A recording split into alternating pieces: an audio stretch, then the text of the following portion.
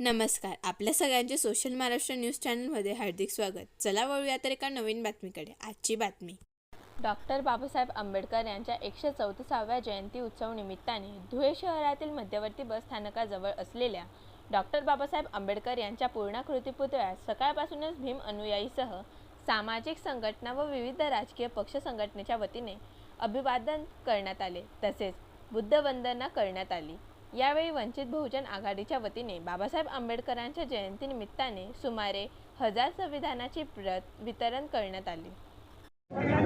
आज 14 April doctor Babasaheb आंबेडकरांची 134वी जयंती, त्यानिमित्ताने तमाम देशवासियांना या धुळेकर जनतेला मी शुभेच्छा देते आणि आजच्या दिवसाला एकच आव्हान करते की डॉक्टर बाबासाहेब आंबेडकरांची जयंती ही संपूर्ण भारत देशातच नव्हे तर अखंड जागतिक पातळीवर विश्व पातळीवर ही जयंती साजरी केली जाते. परंतु फक्त जयंती साजरी करून भागणार नाही.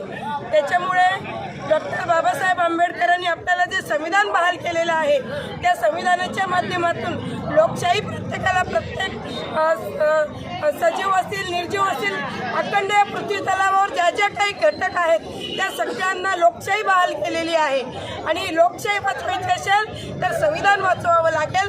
आणि म्हणून अखंड या देशातील नागरिकांना मी आव्हान करते की प्रत्येकाने लोकशाही वाचवण्यासाठी आपलं संविधान वाचवण्यासाठी प्रयत्न करायचा आहे.